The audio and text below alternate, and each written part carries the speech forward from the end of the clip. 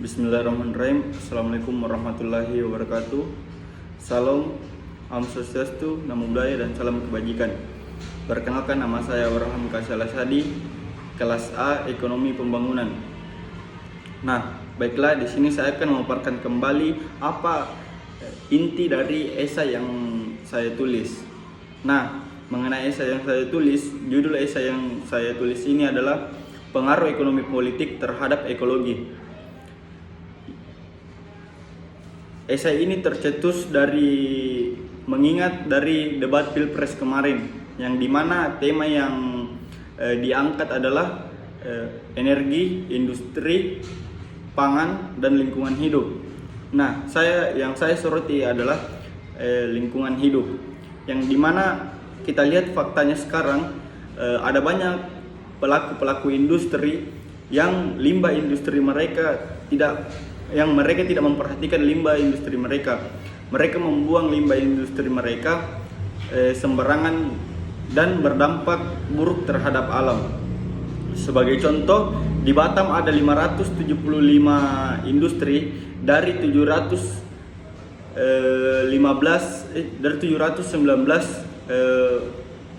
pemilik modal asing dan pemilik modal dalam negeri yang tidak mempunyai izin AMDAL dan limbah B3-nya, dan mereka tidak memperhatikan limbah B3-nya.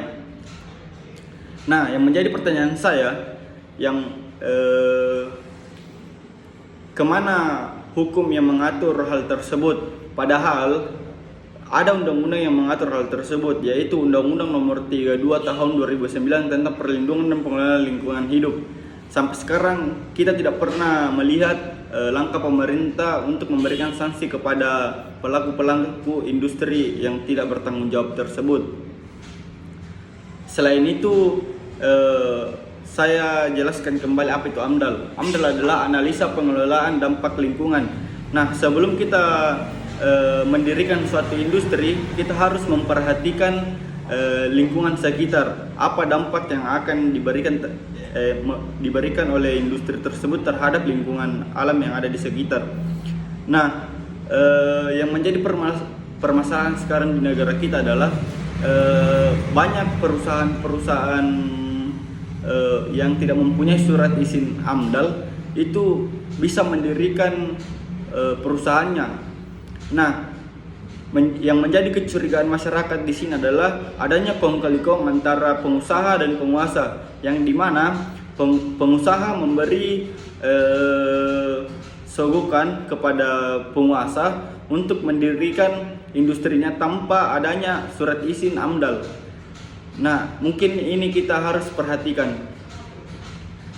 Selain itu, undang-undang yang mengatur mengenai AMDAL ini diatur di Undang-Undang 32, itu sanksi yang diberikan kepada pelaku industri penjara minimal 3-10 tahun dan diberikan sanksi 2 miliar sampai 2 triliun. Nah, di sini saya rasa undang-undang ini hanya berupa formalitas saja ketika undang-undang ini tidak diperketat. Itu yang inti dari apa yang esai saya buat. Nah, sekarang ini kita juga dihadapkan kepada pemindahan ibu kota, yang mana pemindahan ibu kota ibu kota Jakarta akan dipindahkan ke ibu kota baru yang ada di Kalimantan. Nah, Kalimantan adalah paru-paru dunia yang kedua. Otomatis jika ibu kota dipindahkan ke sana, perputaran ekonomi akan pindah juga ke sana. Yang dimana pelaku-pelaku industri yang dulunya berada di Jakarta akan memikirkan pindah ke ibu kota baru. Mengapa demikian? Kata ibu kota sangat menggiurkan bagi pelaku usaha, karena ibu kota merupakan identitas negara di keseluruhan negara. Pastinya mereka akan membangun suatu industri di sana. Nah, yang menjadi permasalahan adalah ketika pelaku industri pindah ke ibu kota baru, maka mereka pasti membutuhkan lahan. Nah, ketika paru-paru dunia sudah menipis, maka akan terjadi krisis oksigen pada saat nanti. Kita tidak pernah tahu apa yang akan terjadi nanti, tetapi kita sudah tahu ketika ibu kota telah dipindahkan, pastinya perputaran ekonomi juga akan berpindah ke ibu kota baru. Nah, di sini kita sebagai generasi muda, kita harus memikirkan hal tersebut. Apa langkah kita untuk meminimalisir dampak lingkungan di sekitar. Saya rasa ekonomi dengan ekologi tidak bisa berjalan beriringan. Mengapa demikian? Karena apabila